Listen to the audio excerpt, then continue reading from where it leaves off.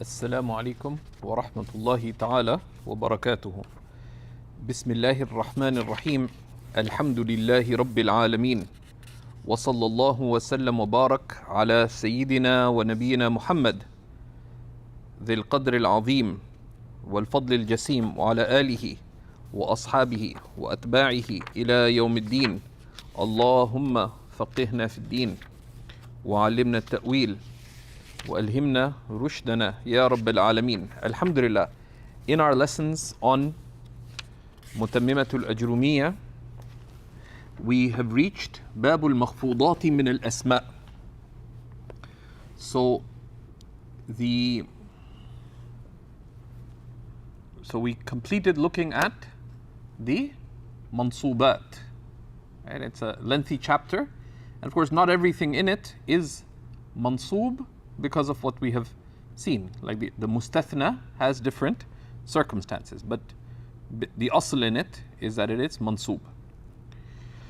So al-makhfudat min al-asma, there are three types of makhfud, of makhfudat. There are al-makhfudatu bil-harf, al-makhfudatu bil-idafa, and al-tabi' lil-makhfud. Right? And the makhfud bil-harf, right? There's a few extras to what is mentioned in the Ajrumiyya, as we will see. In the Ajrumiyya, does he mention mudh and mundhu?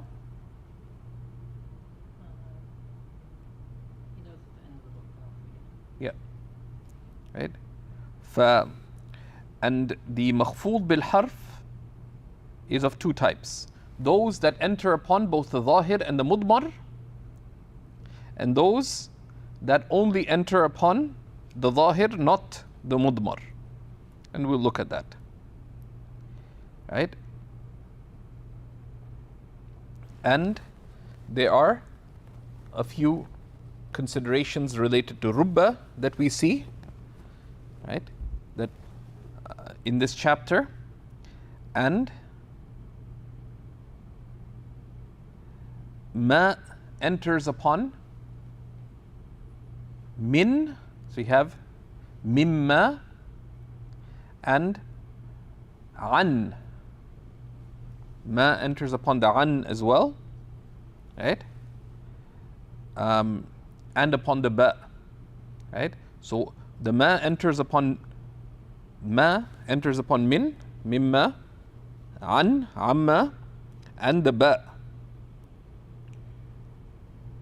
And it doesn't prevent them from performing the function of the jar, right?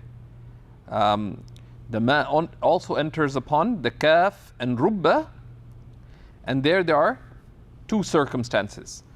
The general case is that ma, when it enters upon the kaf and rubba, it prevents them from acting as jar, right? And we'll see he gives examples of that.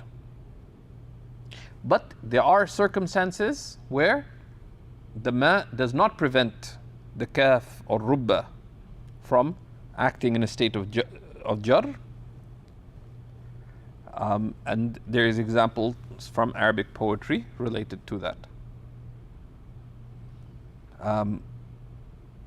So there's he first looks at the majroor or the makhfud bil harf, and then the makhfud bil idafa, right? Right? Right? And there are the makhfud bil idafa is of three types, he tells us, right? The idafa that has the meaning of the lam. So you say ghulamu zaydin, it's like ghulamun li zaydin. And in others, the idafa has the meaning of min, right? Min. And that's also very common, right? So you say thobu khazzin, for example. What is the meaning? Thobu khazzin, ay thobun min khazzin, right? And he'll tell us that here, the idafa that has the meaning of min, you could also put the mudaf ilayhi in nasb as tamyiz. So you could say thobu khazzin or thobun khazzan. But that's certainly less common, right? That's certainly less common. And rarely there's a third case that the idafa has the meaning of fi, right? Bal makru layli, meaning bal makrun fil layli, right? Bal makru layli, meaning bal makrun fil layl. Are we online? Okay. So this is, right? And there's examples from the Quran about that, right? And then he tells us that the idafa is of two types: idafa lafziyya and idafa ma'nawiyya, and he'll give the criteria for each, right? And the idafa is very significant because it conveys many meanings, so he unfolds some of these meanings. Now, one of the issues that arises is that sometimes the grammarians delve, in order to make the grammatical meanings clear, they delve into things that in itself go back to the meaning, so you'd think that this is more befit, the grammar just looks at the grammatical states, right? So why are they talking about this? But sometimes you have to look at the meanings in order to understand the grammatical constructions, right? And certainly in the section on idafa, we'll see examples of that. So this is a rich and inshallah beneficial chapter, right? And there's a lot of additions here of that. So there's a lot of additions here from what's mentioned in the Ajrumiyya. So you should pay attention, and like we've been emphasizing, you do well to diagram it as well. So قال رحمه الله باب المخفوضات من الأسماء, the chapter on the asma that are in khafd, right? Right? And right?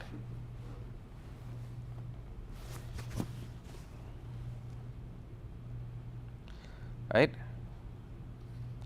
And here باب المخفوضات من الأسماء, right?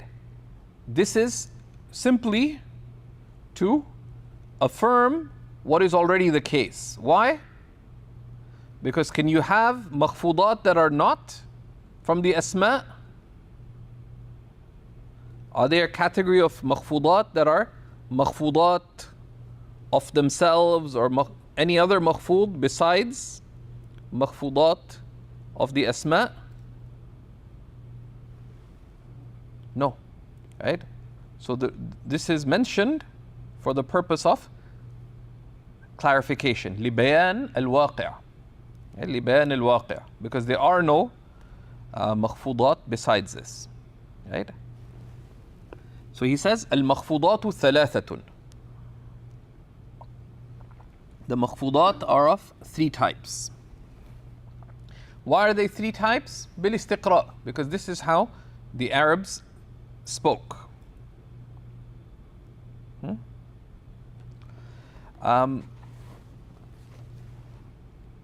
This is how the Arabs spoke.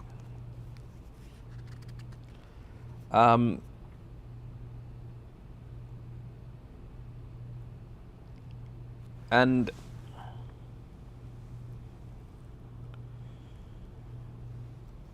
they mention that there's certain things that the Arabs put into what's called al-jar bil-mujawara, and you can see the discussion on that in the Kawakib al-Durriya and elsewhere, but the simple answer is it's not really jar. It just looks like it's in jar, right? And there's discussion as to its reality, right? Right? So, المخفوضات ثلاثة: مخفوض بالحرف ومخفوض بالإضافة وتابع للمخفوض. Right? The مخفوض through a harf, and this is the asl. That's why he's mentioned it first. Right? And the majroor here, مخفوض بالحرف, right, would only be a singular name, right, اسما مفردا صريحا أو مؤولا, right, and مخفوض بالإضافة, right, right, right, مخفوض بالإضافة, it's called مخفوض بالإضافة, right,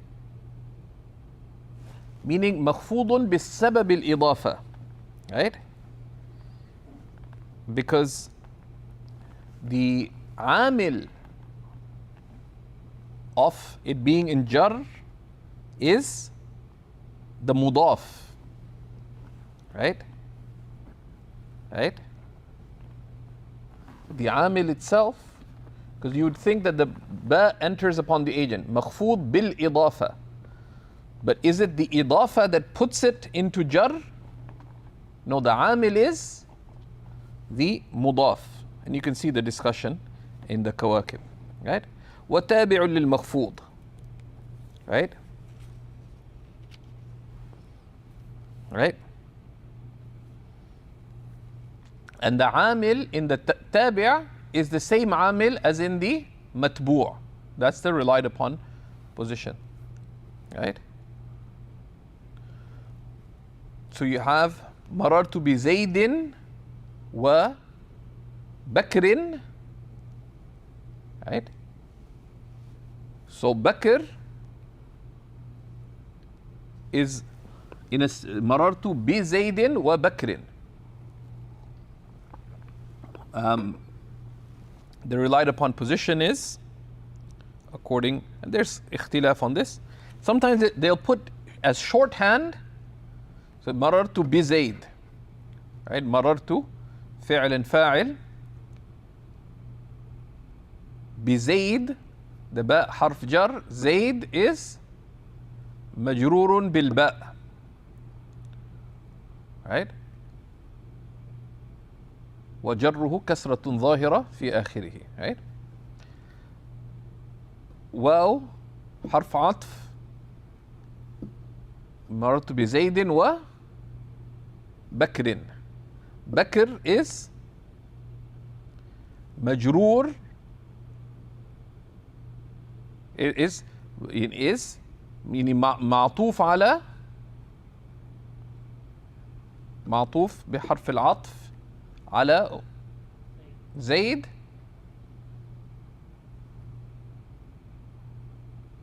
وعلامة جره كذا وكذا, right? But what is the عامل of Bakr being in jar? The ba, not the idafa, right? And this is explained by I don't know if Fakihi explains it. فالمخفوض بالحرف, right, right, فالمخفوض بالحرف, here these are called, of course the author follows, the author of the Mutammima follows the wording as much as possible of what the work is a Mutammima of, right? These are more famously known, especially certainly in the Basran school, which predominated in grammar, as huruful jar, right? So Maulana Al-Ahdal in the Kawakib has a really nice point that Ibn al-Hajib, author of our beloved Kafiya, said that these huruf are called huruf al-jar لأنها تجر معنى الفعل إلى الاسم. إلى الاسم. Right? They take some of the meanings of the fi'l to the ism. Right?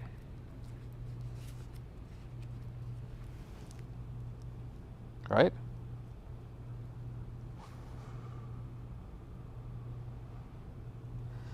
And there's discussion between, well, Ibn al-Hajib and al-Radi, who's the greatest of the commentators on the Kafiya, arguably the greatest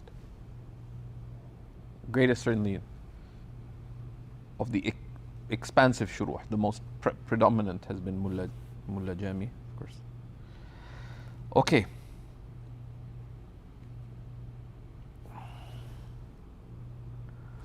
فالمخفوض بالحرف هو ما يخفض به.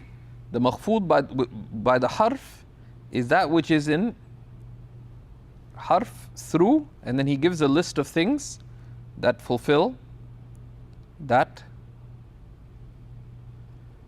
function.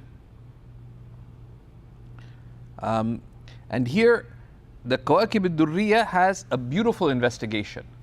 And we've told you to take notes, but here, and I would suggest doing this in 2 goes.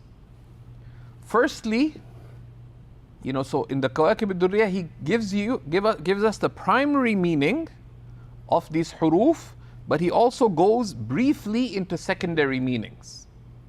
But do it in 2 goes. When you take your notes, it's important, like make a chart.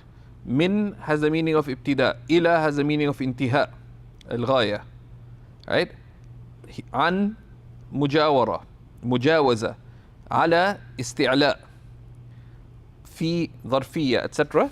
So you take the primary meaning, but he goes into secondary meanings. But once you get the primary meaning, these secondary meanings are very useful, right? To catch.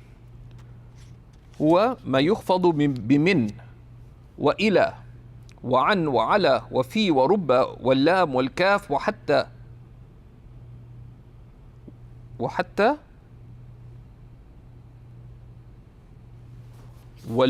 والواو والتاء ورب ومذ ومنذ.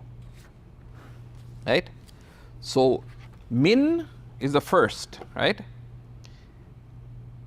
Right? And what's min used for? Right? Right? لابتداء الغاية. For the beginning of an end. Right? And the ulama are careful in being precise in how they define things, right? So it's not just للابتداء, right? But it indicates ابتداء of a غاية. Right? Right? Because if you begin, right, there's an assumption, at least, initial assumption, that there is a ghaya involved. Right? That there is a ghaya involved. So, if there's a beginning, there is a ghaya involved, right? Right? For example, min awwali yawmin, right? Min Muhammadin Rasulillah, right? And there's secondary meanings for the min as well. And where else have we seen the mention of the various meanings of the huruf?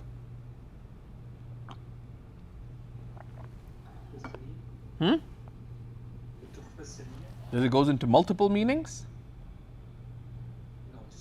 No.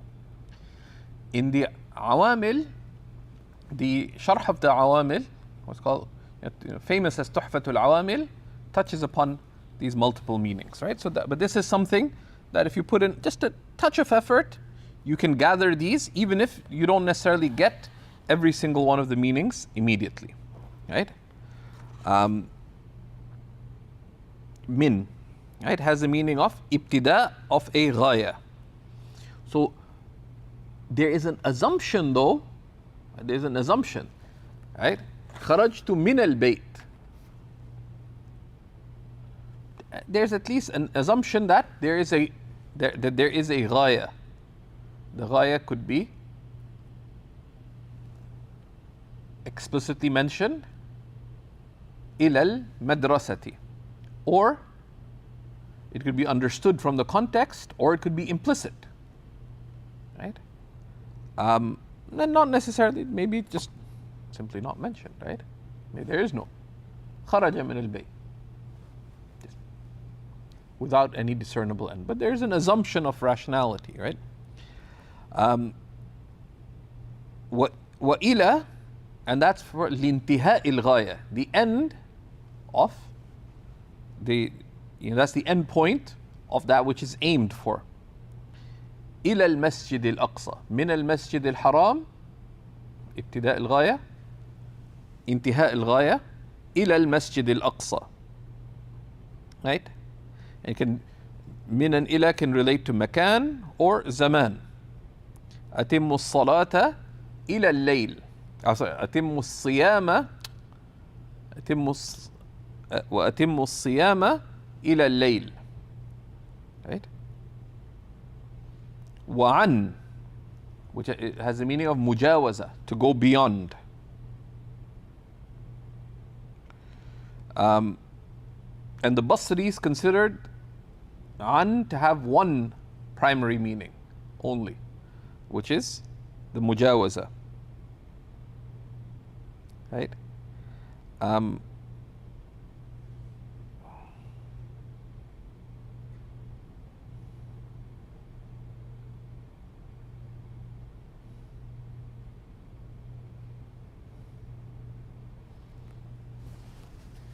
And there's a few other meanings that later grammarians mentioned, some of which were mentioned by the Kufans. وعلى, على, it's للاستعلاء, for one thing being above another. And this للاستعلاء الحسي حقيقة, in the Arabic language it's used for literal, for tangible aboveness, actually, or majazan, right? Right, so وعليها وعلى الفلك تحملون in the Quran, على الفلك, upon the ship or the ark, right? You'll be carried, or the ship, أو مجازا, but metaphorically. Like if you say Ar-Rahman على العرش استوى, has to be literal, then how do you understand other verses in the Quran? Such as أو أجد على النار هدى, or I find upon the fire guidance, right? So the isti'la can be, isti'la can be hissi, literal, can be tangibly literal, على الفلك, or على النار هدى is معنوي. You can see the breakdown in al-Ahdal. But the isti'la can be just be معنوي, so it can be hissi, and that's haqiqa or majaz. And the isti'la, the aboveness, can be hissi, tangible, literally tangible, metaphorically tangible, or it can be معنوي. نحو الرحمن على العرش استوى.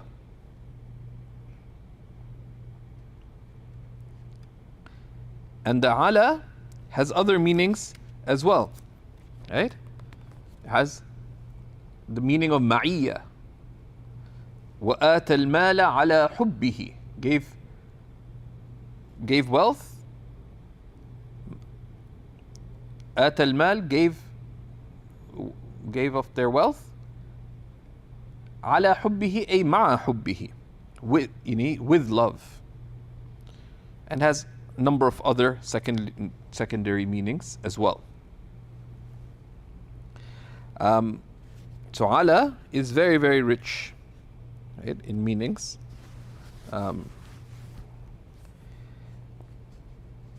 And then you have fi, which is for dharfiyya, right?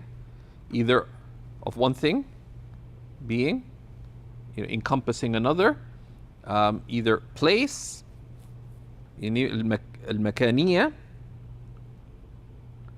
or of zaman, right?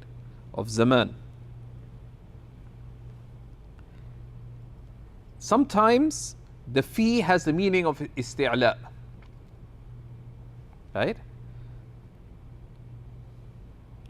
وَلَأُصَلِّبَنَّكُمْ فِي جُذُوعِ النَّخْلِ, right? أي عليها, I will crucify you, literally في جذوع النخل, in the on the palm, but it's upon it, right?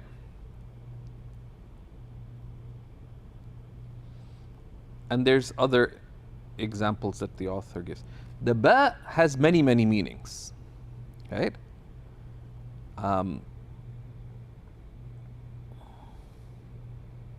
Ba is used for ta'diyah, to turn a fi'l into muta'addi, right? Right? So the ba can take a fi'l that is lazim and give it the meanings of ta'addi, right? Which is to take the meaning of the fi'l to something beyond it, right?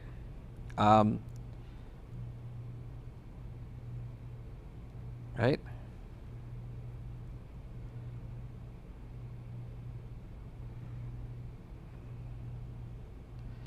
So وَذَهَبَ اللَّهُ بِنُورِهِمْ, for example, أي أذهب نورهم. ذهب الله بنورهم أي أذهب نورهم, right? But the ba is also used for amongst other meanings, al-ilsaq, right? Right? Marartu bi Zaydin, by, right? Like right by him, right? And Sibawayh argued that this is an inseparable meaning of it. But ba also has the meaning of isti'ana, of seeking assistance, right? And it enters upon the ala of the fi'l, right? Katabtu bil qalam. So the ba of isti'ana, the asl is that it enters upon the instrument, right? The qalam, for example. The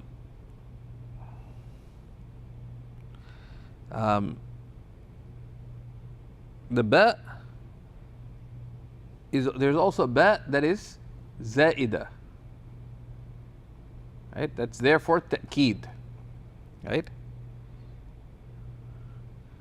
Right? Like kafa billahi shahida, right?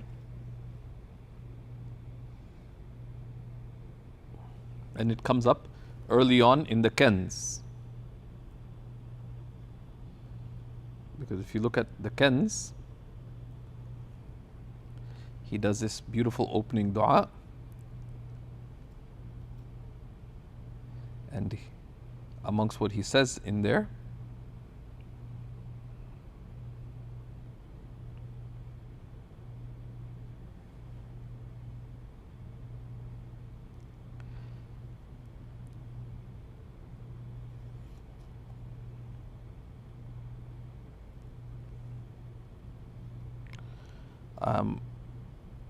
well, in some copies of the Kens, certainly.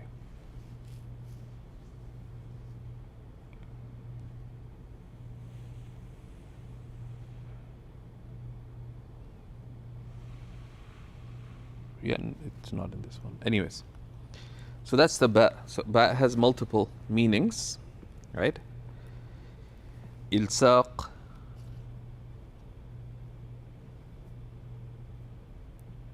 right? You know, by, literally by, but isti'ana, the meaning of with, can also be used for ta'keed, and there's the ba that's used for ta'diyah, to make a fi'l muta'addi. The ba, sorry, and then you have the lam, right? The lam can be of milk, right? Lillahi ma fi samawati wa ma fi al-ard, right? That it's milkullahi ta'ala. But the ba can also be for ikhtisas, it's only for Allah.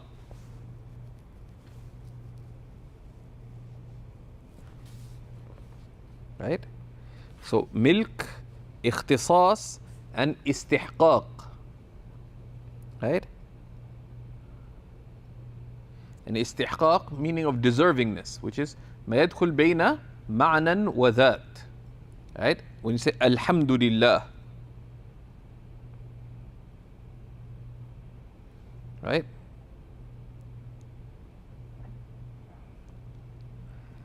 And there's other usages of the lam as well. And the kaf, whose primary usage is tashbih.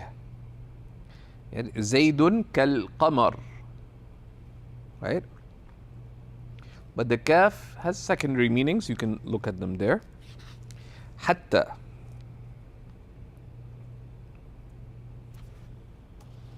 Right? One of the things that at this stage, when you're taking notes, ignore what some of the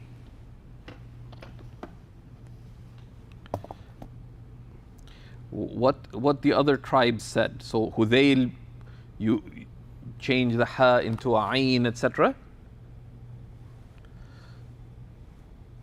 Right?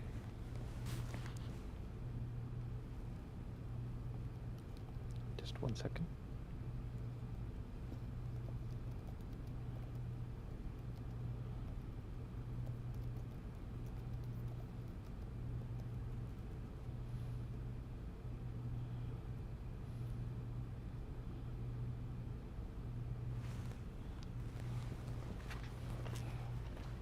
Okay. And then, so hatta, right, has again multiple usages, right? And a text that is very useful, and you know, someone who has ittila is not like someone who doesn't. So the ulama would cover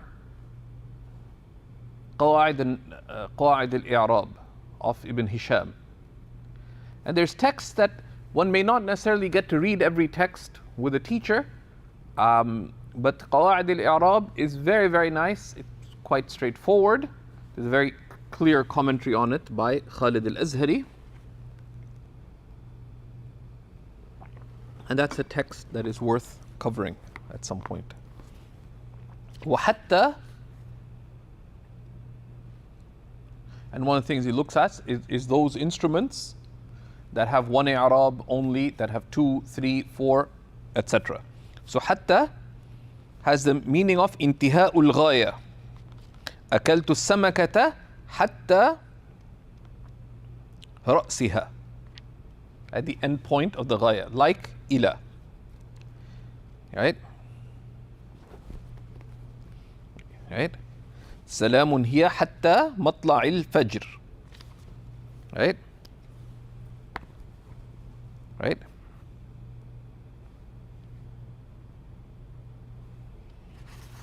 Right?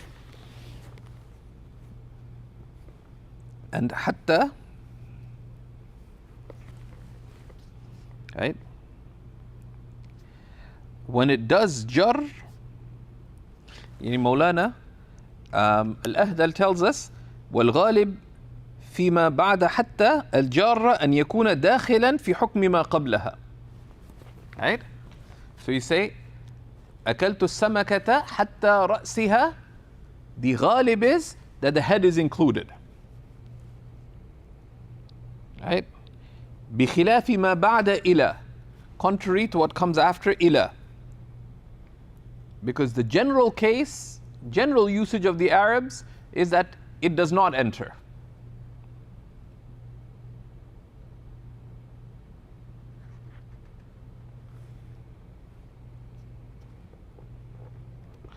And there's a lot of discussion about this. There's a lot of discussion about this, right?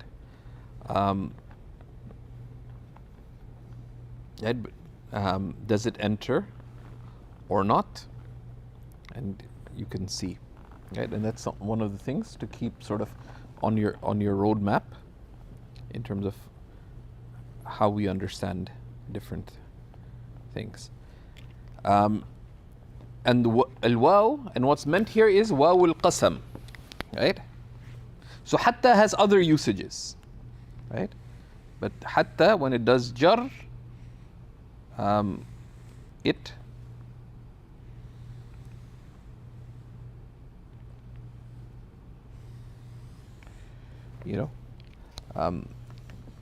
the ghalib is that it includes what is after it, with the possibility of not including it. Al-waw, here what's meant is waw al-qasam, right? وَالَّذِي نَفْسِي بِيَدِهِ, in the hadith, right? In the Quran, the aqsam of Allah subhanahu wa ta'ala, وَالنَّجْمِ إِذَا هَوَى وَالْمُرْسَلَاتِ وَالْمُرْسَلَاتِ وَاللَّيْلِ يعني وَالسَّمَاءِ ذَاتِ الْبُرُوجِ, etc. Right? And then there's an issue that can you swear by other than Allah? Of course, creation cannot, creation, but that's hukum ta'abbudi. We are not allowed by Allah subhanahu wa ta'ala to swear by other than Allah subhanahu wa ta'ala. And anything that has come contrary to that is, it's ala ta'wili mudaf. But then how do we understand Allah's swearing in the Quran? Right? One of the interpretations is that there's a hazf of a rabb in it. So one najm ay wa rabbin najm, right?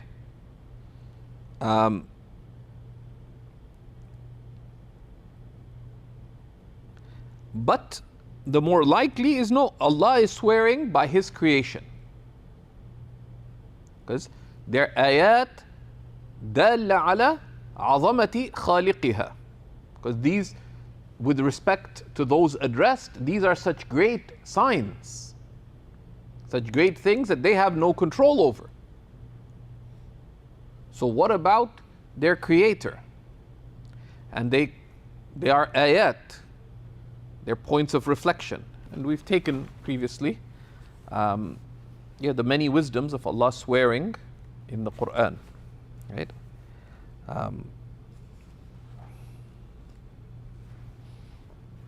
And the ta of qasam, right? And generally the ta enters upon lafzul jalala, right? Tallahi. And this is rare, right? And then don't get lost in there's secondary details that Al-Ahdal mentions. These are rare things. Just be aware that they're there, but don't allow yourself to get lost. That there's a hamza, etc. Those are, but those are secondary.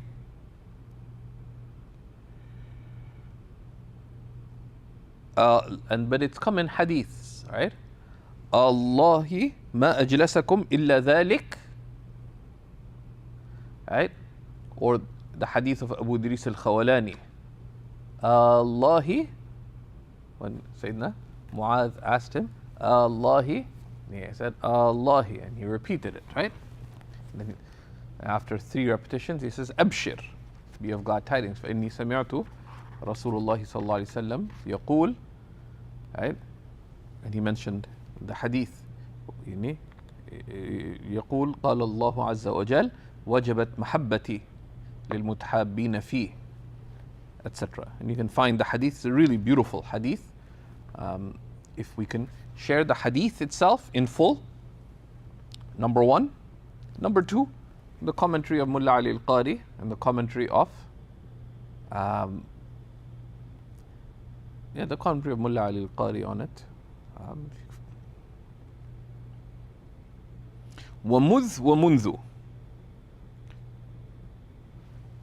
والواو والتاء sorry ورب, right?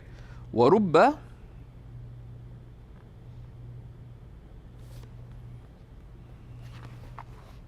right? And there's a discussion that is rubba للتقليل or للتكثير, right? Right? So rubba, is it for taqleel or takthir? So al-Ahdal has a really nice summary of the issue. There's a lot of back and forth about it. He says هي للتقليل حقيقة, right? هي للتقليل حقيقة إلا أن استعملت في التكثير كثيرا, but it's used for takthir frequently حتى صار استعمالها فيه كالحقيقة, so much so that its usage, the usage of rubba for frequency is as if حقيقي. وفي التقليل كالمجاز, right? Right? So in itself, originally the rubba is for taqleel, but the Arabs used it so much for takthir that became the predominant, and the original usage, which is taqleel, became kal-majaz. And so in general, rubba is used for, practically used for takthir, right? Al-muhtaj ila qarina, right? So its usage for taqleel is understood contextually, right? Right? And there's details, right? Right? And there's some nice details in Maulana al-Ahdal, you can see them, right? And muz wa munzu, right? With the dam of the meme, right? And again, al-Ahdal goes that such and such tribe said it differently. Right now, ignore the tribes, right? Right? And muz and munzu make jar of a specific time that's not in the future, right? Right? And it has other potential meanings, but I'd leave these other ones aside right now for muz and munzu. So the total number of huruf al-jar that he mentions are 14. All of them only enter into the asma, right?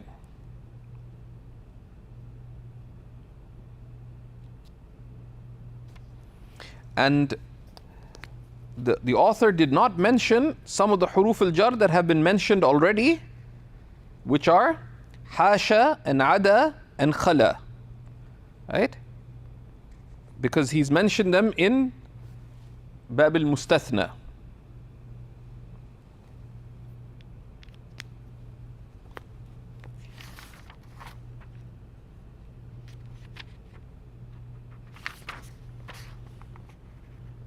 And there's a few others, but don't worry about those at all, please.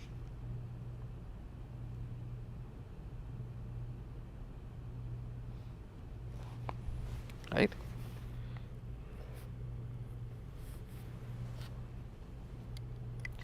And if those of you want to nerd out a little bit, there's a second tanbih here in al-Ahdal, which he mentions that generally the harf jar requires a muta'allaq, something that it is connected to. And that's a good discussion.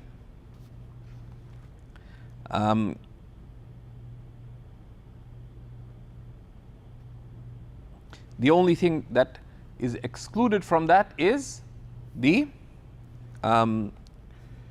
is when the harf jar is zaid, right? And he explains that out. So he says فَالسَّبْعَةُ الْأُولَى تَجُرُّ الظَّاهِرَ وَالْمُضْمَرَ.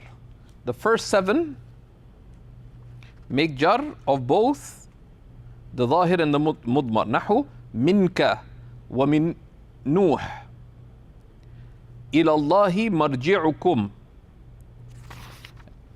إليه مرجعكم جميعا. And you should do i'rab of these, right? Especially because damirs come in and so on, and it's useful to do that. لتركبن طبقا عن طبق رضي الله عنهم, right? ظاهر مضمر.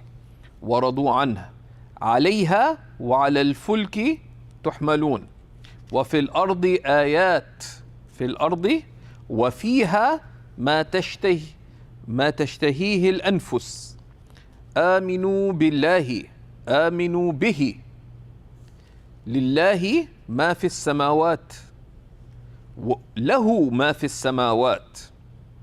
والسبعة الأخيرة تختص بالظاهر ولا تدخل على المضمر فمنها ما لا يختص بظاهر بعينه وهو الكاف وحتى والواو. نحو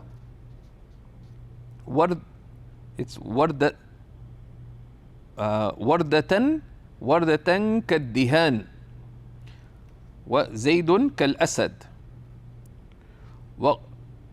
وقد تدخل على الضمير في ضرورة الشعر حتى ونحو حتى مطلع الفجر وقولهم أكلت السمكة حتى رأسها, right? And there's different possibilities of حتى. You can say حتى رأسها, حتى رأسها, and حتى رأسها, and they have different meanings. ونحو والله والرحمن ومنها ما يختص بالله تعالى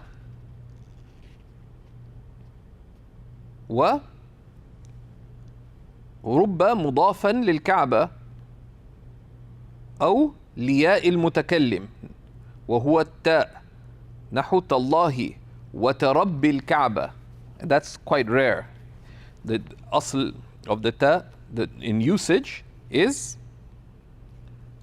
lafzul jalala. And don't, but pay attention. Besides the waw, the other usages, and it varies from some countries, they appear to use it a little more. But in general, you just say wallahi. And don't say it much anyways. Right? وَتَرَّحْمَانِ وَتَحَيَاتِكَ. Right? ومنها ما يختص بالزمان وهو منذ ومذ. نحو ما رأيته مذ يوم الجمعة أو مذ يومين. ومنها ما يختص بالنكرات غالبا وهو رب.